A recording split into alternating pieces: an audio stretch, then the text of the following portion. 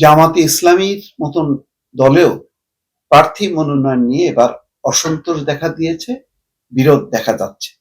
এই খবর দিয়েছে সমকাল, বলছে 4টি আসনে প্রকাশ্যে এবং আরো অন্তত 4টিতে অপ্রকাশ্যে দ্বন্দ্ব চলছে।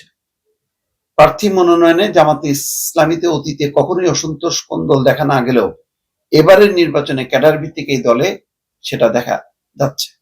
4টি আসনে বিরোধ হয়েছে প্রকাশ্যে, আরো 4টি আসনে অপ্রকাশ্য বিরোধ রয়েছে বলে দলীয় সূত্রে জানা গেছে।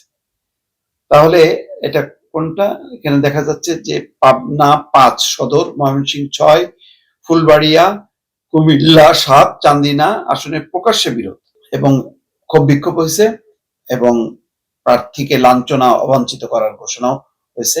এছাড়া নরসিংদী 5 রায়পুর আসনে তৃণমূলের আপত্তিতে প্রার্থিতা স্থগিত করা হয়। সিলেট 5, কুষ্টিয়া 3, চট্টগ্রাম 15 এবং গাজীপুর 6 আসন নিয়ে অপ্রকাশ্যে বিরোধ চলছে। কুমিল্লার 2টি আসনে অসন্তোষের গুঞ্জন রয়েছে। যাক, ভালো, অন্তত ক্যাডার ভিত্তিক এই দলটার মধ্যেও যে গণতন্ত্রের চর্চা হচ্ছে, মানে যারা নেতা কর্মীরা যে মুক্তভাবে কথা বলতে পারছে, এটাও কম না।